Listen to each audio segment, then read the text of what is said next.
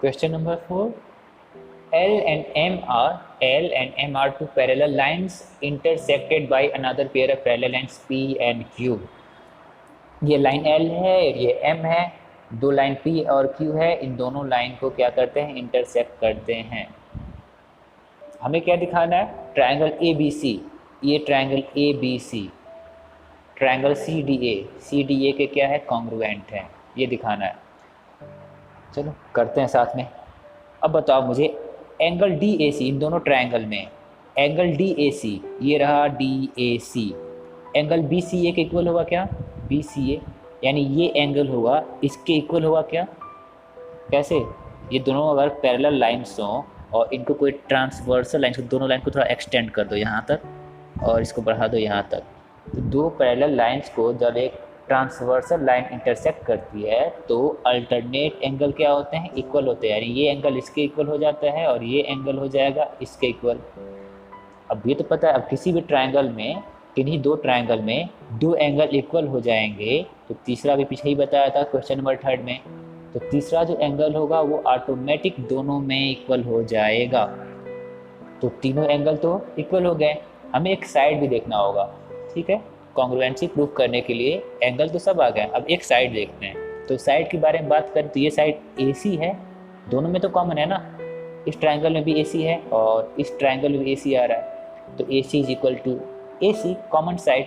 तो by ASA यानी angle, ये वाला साइड और एंगल इस ट्रायंगल में, इस ट्रायंगल के ये एंगल है इस एंगल के इक्वल है, एंगल साइड और एंगल ये इसके इक्वल है।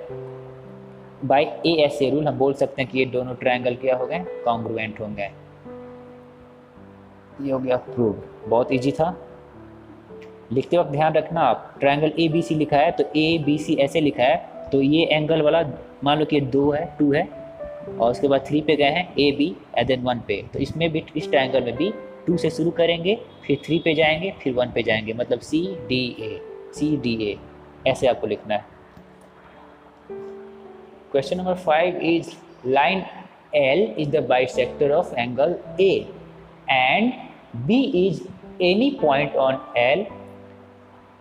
ये लाइन L है, ये इस एंगल का बाइसेक्टर है, मतलब ये टोटल एंगल को 2 इक्वल पार्ट्स में डिवाइड करता है, यानी टोटल ये 60 हो तो जो ये लाइन है AL क्या करेगा, इसको 30 में डिवाइड कर देगा, कब, जब इस एंगल का ये बाइसेक्टर हो। तो आगे बोल रहा है क्वेश्चन नंबर 5, B है, B is any point on L, इसी लाइन पे B कोई पॉइंट दी हुई है, एंड ये भी दिया हुआ है BP and BQ are perpendiculars from B to the arms of angle A, यानी BQ परपेंडिकुलर है AQ पे और BP परपेंडिकुलर है AP पे, ये हमें क्वेश्चन में दिया हुआ है।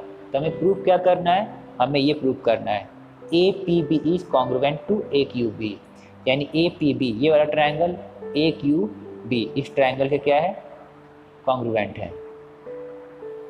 तो दोनों ट्रायंगल लिखेंगे, in triangle AQB and in triangle APB में, इन दोनों ट्रायंगल में AB is equal to AB, AB तो दोनों ट्रायंगल में है, इस ट्रायंगल में भी AB आ रहा है ये और इस ट्रायंगल में भी AB आ रहा है, तो AB तो कॉमन है दोनों में, तो AB is equal to AB।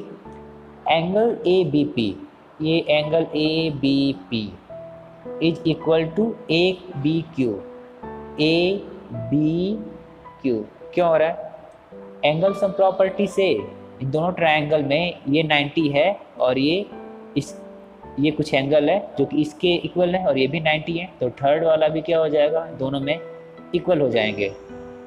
तो इसी को लिखा है मैंने angle sum property of triangle.